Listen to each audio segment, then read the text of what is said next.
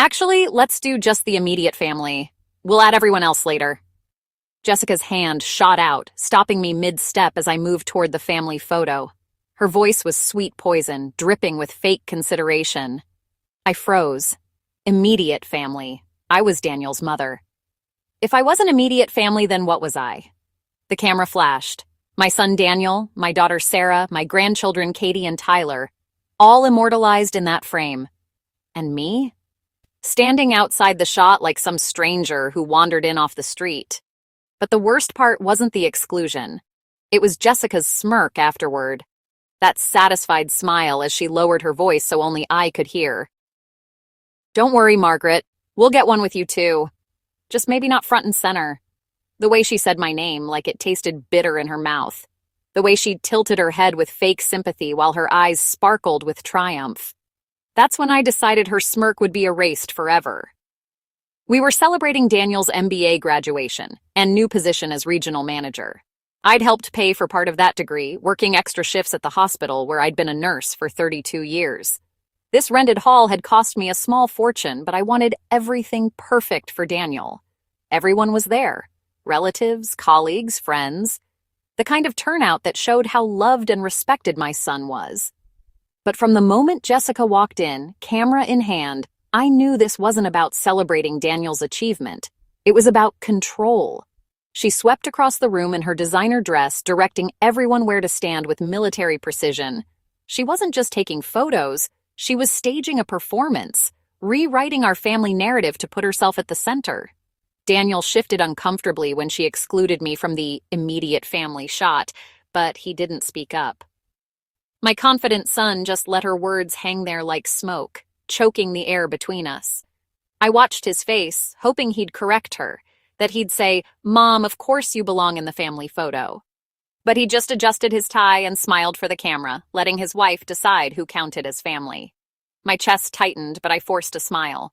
The hall buzzed with laughter and chatter, but inside me a storm was building.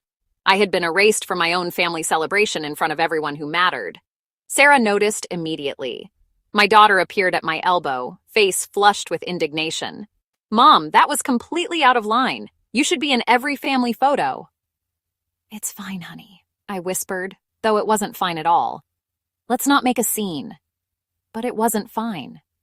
As I watched Jessica pose and preen, soaking up compliments on her photography skills, I realized this wasn't about one photo. This was a statement. A declaration that in Jessica's version of our family, I was optional, disposable. I didn't cry. I didn't cause a scene.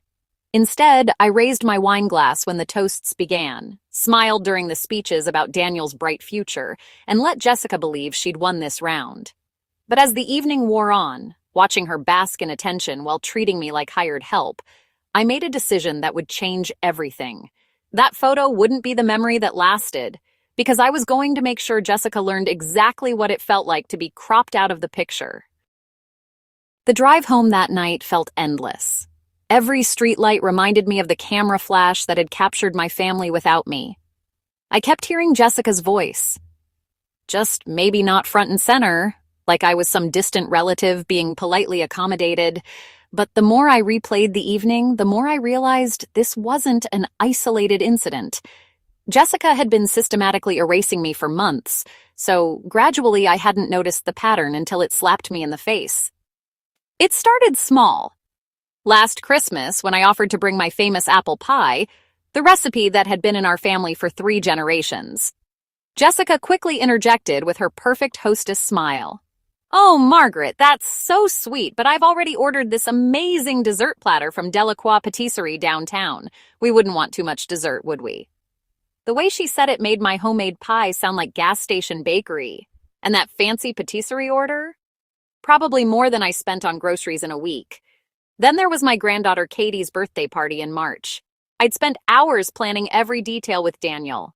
The princess theme, the guest list, even helping him pick out the perfect dollhouse. But when I arrived with handmade decorations, Jessica greeted me with theatrical surprise. "Oh my goodness, Margaret. I didn't expect you quite so early. We're still setting up the family area in the living room. Maybe you could just put those things in the kitchen for now?" Family area. Like there was a VIP section I wasn't qualified to enter. My handmade decorations ended up in the kitchen while Jessica's store-bought supplies took center stage where the photos would be taken. Now I saw it clearly. The way she'd steer conversations away from me at family dinners, redirecting attention to her work projects or vacation plans. How she'd suggest I sit over there during movies, always creating physical distance while positioning herself between Daniel and me like a barrier. The way she'd answer my phone calls to Daniel. "Oh, hi, Margaret. Daniel's in the shower right now, but I'll definitely tell him you called. Was it anything urgent, or were you just checking in?" Just checking in.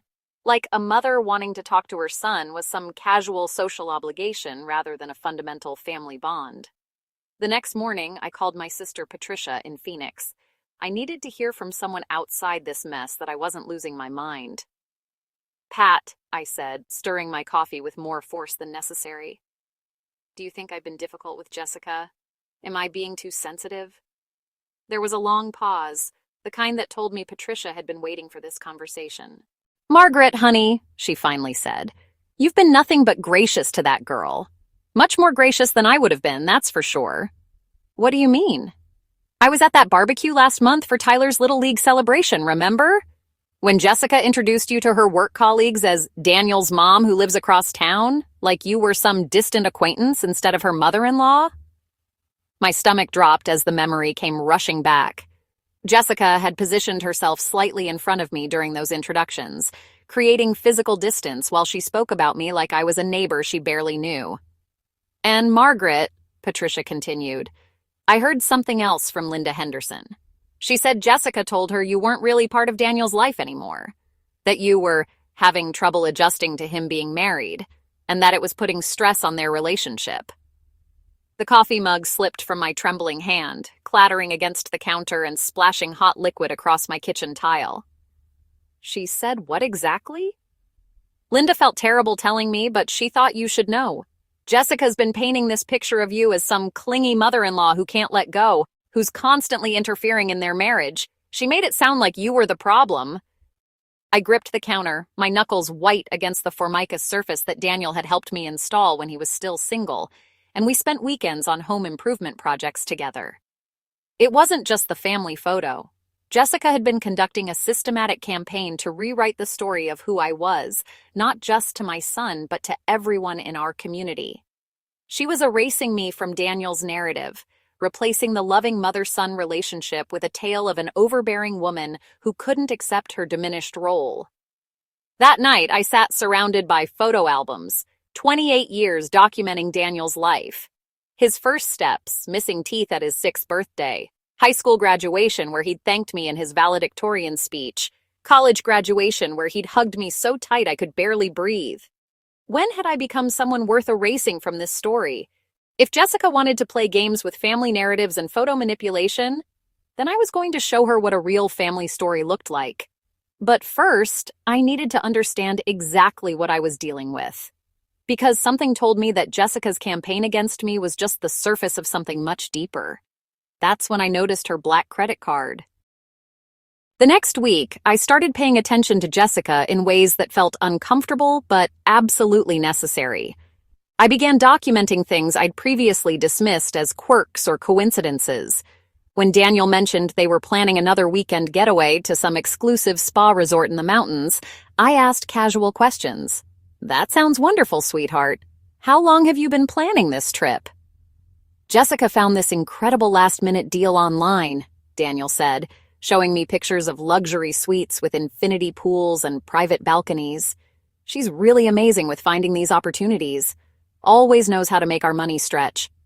But as I looked at the resort photos, marble bathrooms, 5-star dining, couples massage packages, I couldn't help wondering what kind of deal could make this affordable on Daniel's salary. He was doing well as a regional manager, but not well enough for luxury resorts every few months. I started keeping a mental inventory, Jessica's designer handbags that she rotated like a fashion show, different Prada, Gucci, or Louis Vuitton every time I saw her, weekly professional manicures, and monthly highlights. The way she always insisted on picking up dinner tabs, waving away Daniel's credit card with a laugh. "My treat tonight," she'd say, pulling out that sleek black American Express card I'd never seen before. Not the joint credit card that had both their names on it, but something else entirely. One Thursday afternoon, I decided to drop by their house unannounced. Her car wasn't in the driveway, and I wanted to give Katie some books I'd picked up at a library sale. Daniel answered the door looking more frazzled than I'd seen him in years, still in his work clothes at 4 in the afternoon. "Mom, hey, is everything okay? You usually call first." "Just bringing some reading material for Katie," I said, holding up the bag of books. "You're home early today." He rubbed his forehead, leaving red marks. "Yeah, I've been leaving work early lately. Jessica's been really stressed about our finances, and she wants me to think about picking up freelance consulting work on weekends. Maybe get a second job entirely." I blinked hard. "Stressed about finances?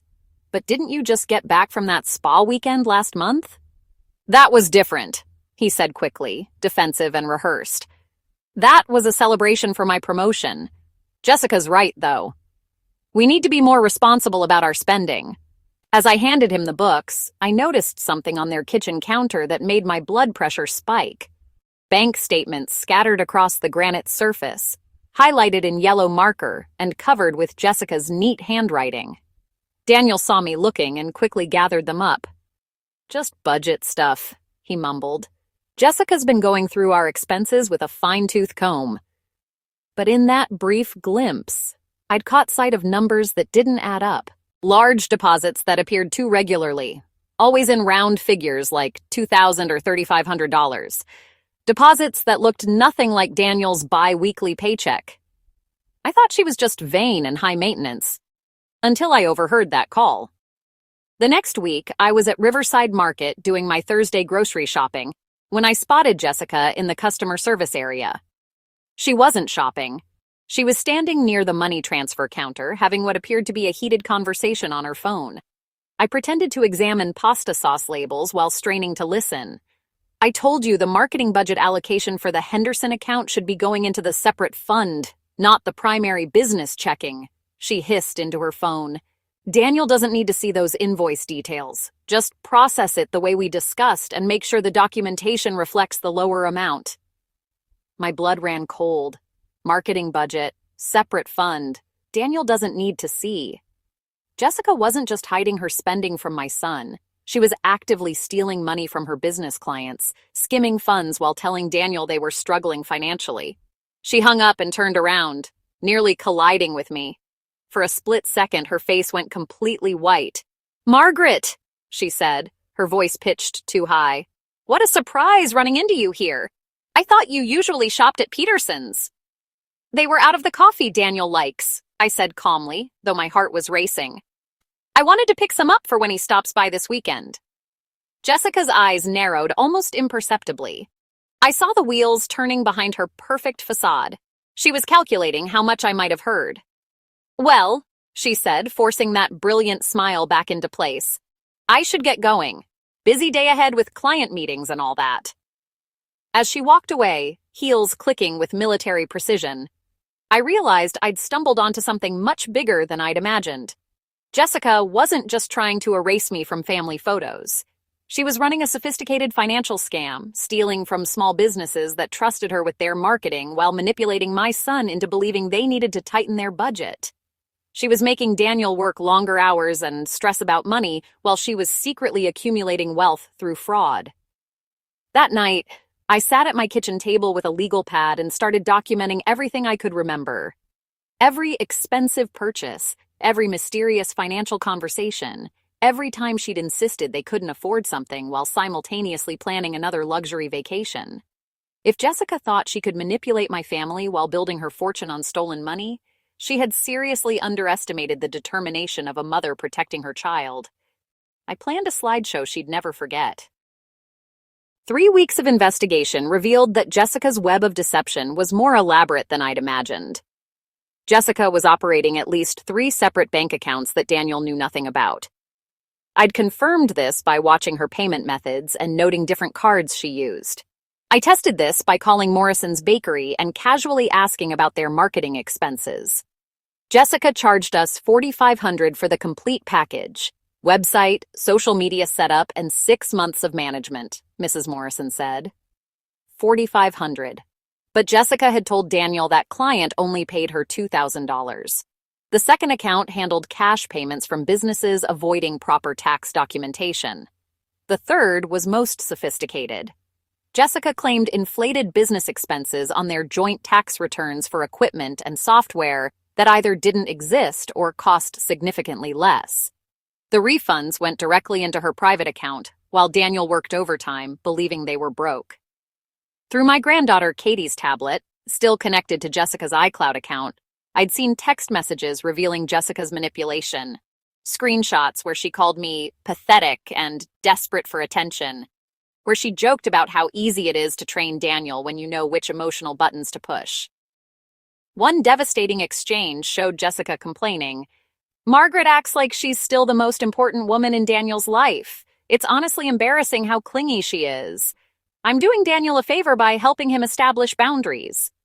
She'd systematically turned my reputation into gossip material, telling people at Katie's school that I had boundary issues and was putting stress on their marriage. The school principal had pulled me aside after a PTA meeting to suggest I give the young family some space. The conversation was humiliating and completely based on Jessica's lies. But Jessica had made one crucial mistake. She'd underestimated how much evidence a motivated woman could gather when her family was threatened. "Daniel," I called him Thursday evening. "I've been thinking, we never really celebrated Jessica's 30th birthday properly. What about throwing her a surprise belated birthday party?"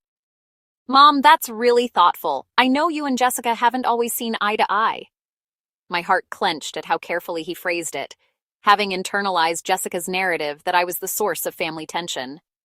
"I want to do better," I said. I did want to do better. At protecting my son from the woman systematically destroying his financial security. "That sounds amazing," Daniel said. "Jessica absolutely loves being the center of attention. She'll be thrilled." I was counting on that. I spent the next week planning with meticulous detail. I rented the same community hall where Jessica had cropped me out. Poetic justice felt appropriate. I hired the same photographer, mentioning to Daniel that I wanted really special pictures this time. The guest list was carefully curated. I invited everyone Jessica had lied to about me. The neighbors she'd told I was clingy, the school mothers she'd convinced I was dramatic, her work colleagues who thought I was some sad woman clinging to her son. They were all going to be there when the truth came out. The centerpiece was my slideshow presentation. I told Daniel I wanted to create a surprise tribute to Jessica's journey through life. Childhood photos, dating years, wedding pictures. Jessica would love being the star of her own documentary. What Jessica wouldn't love was the second half. Screenshots of her text messages calling me pathetic. Bank statements showing hidden accounts and fraudulent income. Photos of luxury purchase receipts while Daniel worked double shifts. And the recording I'd made when Jessica was in my backyard, talking loudly about how Daniel's mother is finally backing off, and how ridiculously easy it is to control him when you know exactly which guilt buttons to push. I'd been watering my garden when Jessica stepped outside for a private call, not realizing I was 10 feet away. She'd been laughing about manipulating my son, describing him like an emotional puppet. The party was scheduled for Saturday evening. The photographer was booked. The slideshow was loaded and ready. Jessica had no idea what was waiting. Friday night, Daniel called to confirm details. "Mom, Jessica's going to absolutely die when she sees this. She keeps asking why I'm being so secretive." "Just tell her to dress nicely," I said. "It's going to be a night she'll never forget." Tomorrow night, Jessica would finally understand what it felt like to be cropped out of the picture. But by the end of the evening, she wouldn't just be cropped out. She'd be completely erased from our lives forever.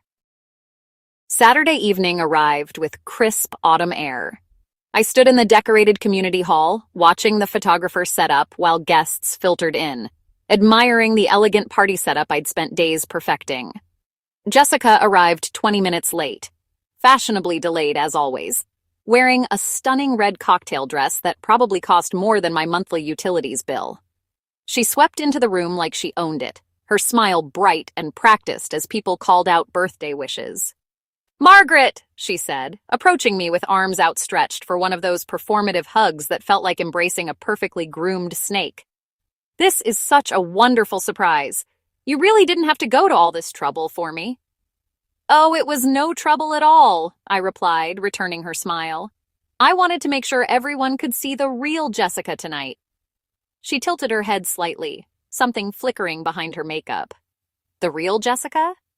The Jessica we all know and love, I clarified, watching the tension ease from her shoulders. The evening proceeded exactly according to my plan.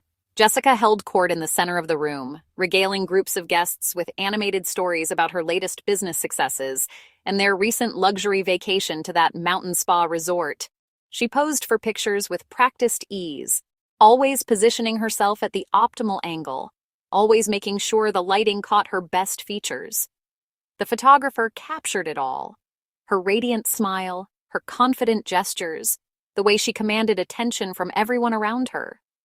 Daniel stood beside her throughout the evening, beaming with pride and what appeared to be genuine relief that his mother and wife were finally getting along. He'd been so stressed about family dynamics lately, and seeing this apparent reconciliation seemed to lift a weight from his shoulders. "Ladies and gentlemen," I announced as dessert was being served, my voice carrying clearly across the room.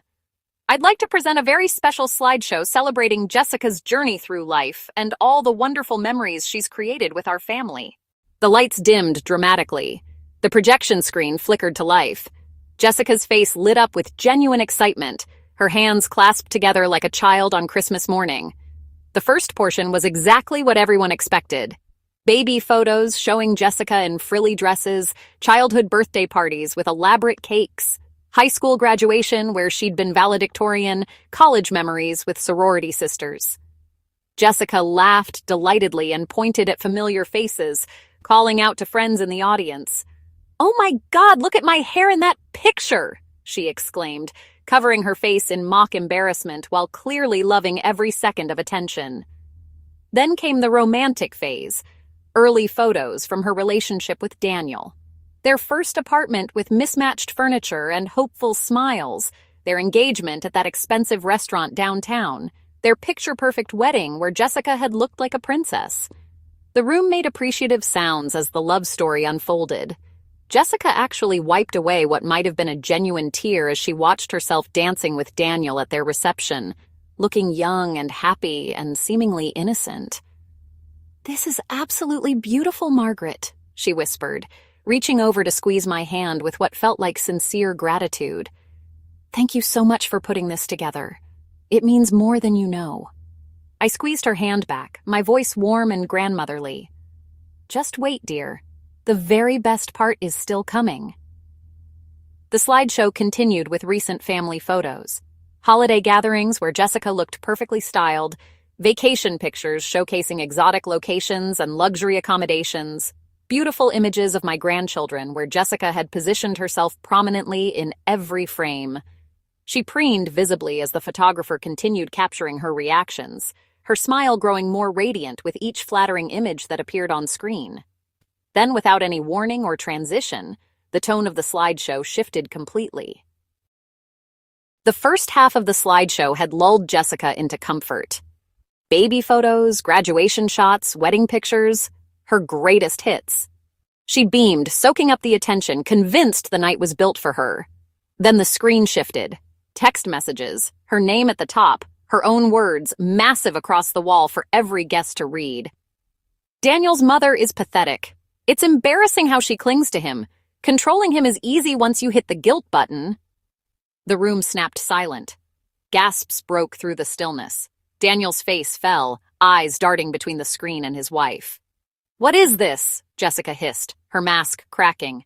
Slide after slide hit like body blows. Bank deposits that didn't match her claims, client invoices with double billing schemes, luxury receipts, the dress she was wearing, spa weekends, designer bags, all while Daniel skipped dinners to work overtime. Then came the audio. Her laughter spilled from the speakers, cruel and smug. "Daniel thinks we're broke. Meanwhile, I'm stacking cash in accounts he'll never see." The hall erupted. Neighbors muttered. Friends stared. Even Jessica's colleagues recoiled. Daniel's voice cut through the noise. Low, controlled, dangerous. "Explain this, now!" Jessica flailed. "This is fake. Margaret's obsessed. She's— Enough! Daniel jabbed a finger at the invoice frozen on the screen. You charged Morrison's $4,500. You told me it was $2,000. Where's the rest? Her lips parted, but nothing came out. The silence exposed her more than any slideshow ever could. I didn't need to add another word. The room had turned and Jessica knew it, but I leaned in anyway. You were right about one thing, I said. Someone doesn't belong in this family picture, but it was never me. Jessica's smirk had vanished. Her face drained of color as the crowd's stares pinned her like a bug under glass. Daniel stepped forward, fists clenched at his sides. You lied about money! You lied about my mother! You lied about everything! She snapped back, desperate. Because you never chose me! It was always her first, your mother. Family isn't a competition, Daniel said coldly. But you made it one, and you lost. The audience didn't sit quietly anymore. Parents she'd deceived. Neighbors she'd poisoned with gossip. Clients she'd stolen from. Their voices came like knives. You told me she was unstable. You said she was interfering in your marriage. You bled us dry while smiling in our faces. Jessica spun, searching for sympathy, but every head turned away. Her last card was venom. She pointed straight at me. You think this makes you the winner, Margaret? You've started a war you can't finish. I met her glare, steady. You started it the day you erased me. Tonight you erased yourself. For a heartbeat, she stood frozen, purse clutched tight, teeth bared, then stormed toward the exit. The door slammed behind her like a gavel. Daniel exhaled sharply, shoulders dropping as if he'd been carrying her weight for years. He turned to me, voice raw. She's gone, and good riddance. The room broke into murmurs, but I barely heard them. All I saw was Jessica's empty space where she'd once preened. The woman who cropped me out of photos had finally been cropped out for real. The party didn't end. It transformed. People whispered in corners, shaking their heads, replaying the spectacle they'd just witnessed. My phone buzzed with messages from guests. You did the right thing. She had it coming. Daniel stood beside me, still pale, still processing. I can't believe how long she fooled me, he muttered. She fooled all of us, I said, my tone calm but edged. But masks always crack. She just picked the wrong stage. By morning, Jessica was gone. Bags packed, reputation in ashes, her lies scattered across every person who'd believed her. The same woman who tried to erase me from the family photo had been erased from the family itself. And me? I wasn't smiling sweetly or gloating. I was standing taller, sharper, untouchable. This isn't over, Margaret. Those were Jessica's final words before storming out. And you know what? Part of me hopes she's right. If someone tried to systematically erase you from your own family, would you fight back? Or let them live with their lies? Tell me in the comments. I chose to fight. Not with screaming or drama, but with patience, evidence, and methodical planning. Jessica thought she could crop me out of my son's life one photo at a time. But here's what Jessica didn't understand about mothers. You don't mess with our children and expect to walk away clean. Today, Daniel and I have the relationship we always should have had. Jessica, she's facing criminal fraud charges and her reputation is finished. But the most important victory isn't her downfall. It's the restoration of trust between me and my son. If you love stories where justice is served, hit that subscribe button. New tales arrive every week. And if you're ready for another jaw-dropping betrayal story, the next video is waiting. Click now to watch.